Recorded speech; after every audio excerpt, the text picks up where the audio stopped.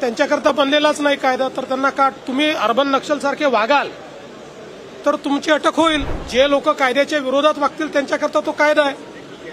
आंदोलनकांच्या विरुद्ध हा कायदा नाही, सरकारच्या विरुद्ध बोलायच्या याच्यामध्ये पूर्ण मुभा आहे, त्याच्या विरुद्ध हा कायदा नाही। आपण भारतीय भाषांना विरोध करायचा आणि इंग्रजी करता पायघड्या घालायच्या ही जी मानसिकता आहे, या मानसिकतेला माझा विरोध आहे। आज सर्वांकरताच अतिशय आनंदाचा दिवस आहे की आपल्या महाराष्ट्राची बुद्धिबळपटू दिव्या देशमुख हिने भारताचं नाव जागतिक स्तरावर नेलेलं आहे आणि जागतिक बुद्धिबळ स्पर्धेमध्ये ही स्पर्धा तिने जिंकलेली आहे। आणि म्हणूनच आज तिचा महाराष्ट्र शासनाच्या वतीनं नागरी सत्कार आपण केला। 3 कोटी रुपये महाराष्ट्र शासनाने तिला ही स्पर्धा जिंकल्याबद्दल पुरस्कार दिलेला आहे। केवळ 19 वर्षाची ही कन्या हिने भारताची पहिली ग्रँडमास्टर महिला म्हणून या ठिकाणी ही स्पर्धा जिंकलेली आहे। आणि खऱ्या अर्थानं पुढच्या काळामध्ये तिच्याकडनं भारताला खूप अपेक्षा आहेत। वेगवेगळ्या ज्या स्पर्धा होतात त्या स्पर्धांमध्ये ती भारताचं नाव उंच करेल।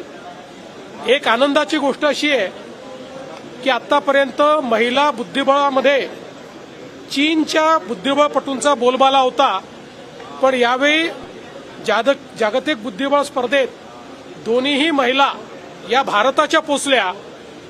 कोनेरी हंपी आणि आपली दिव्या देशमुख, आणि दिव्यानी ही स्पर्धा जिंकलेली आहे।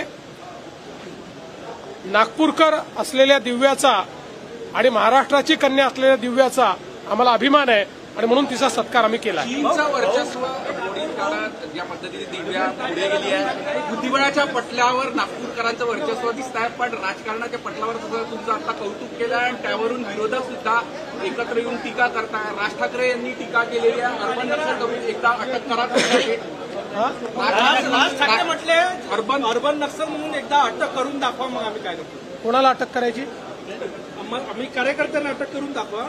त्यांच्याकरता बनलेलाच नाही कायदा, तर त्यांना का तुम्ही अर्बन नक्षल सारखे वागाल तर तुमची अटक होईल। तुम्ही अर्बन नक्षल सारखे वागत नाही, त्यामुळे तुमची अटक करायचं कारण नाही। मला असं वाटतं की अशा प्रकारे कायदे जे बनतात, जे लोक कायद्याच्या विरोधात वागतील त्यांच्याकरता तो कायदा आहे। आंदोलनकांच्या विरुद्ध हा कायदा नाही, सरकारच्या विरुद्ध बोलायच्या याच्यामध्ये पूर्ण मुभा आहे, त्याच्या विरुद्ध हा कायदा नाही। त्यामुळे मला असं वाटतं की अशा प्रकारचे जे काही कमेंट्स आहेत हा कायदा न वाचता केलेले कमेंट आहेत। त्यांनी असं म्हटलं की महाराष्ट्राच्या मुख्यमंत्र्यांना लहान मुलांना हिंदी शिकवण्याचा विचार ते करत आहे, मुंबई बाहेरून आलेल्या लोकांना।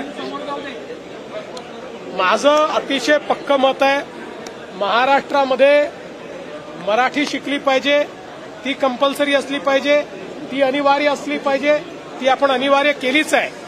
पण महाराष्ट्रातल्या मराठी मुलांना मराठीसोबत अजून एक भारतीय भाषा जर शिकायला मिळाली तर त्यात काय वावगा आहे। आपण भारतीय भाषांना विरोध करायचा आणि इंग्रजी करता पायघड्या घालायच्या ही जी मानसिकता आहे, या मानसिकतेला माझा विरोध आहे। की पुण्याच्या उद्योगांमधून दादागिरी संपवावी मुख्यमंत्र्यांनी, चांगली गोष्ट आहे। सर्व पक्षीय नेत्यांना एकमत करावं लागेल, कारण खूप मोठ्या प्रमाणात राजकीय दादागिरी ही पुण्याच्या उद्योगांमध्ये पाहायला मिळते आहे।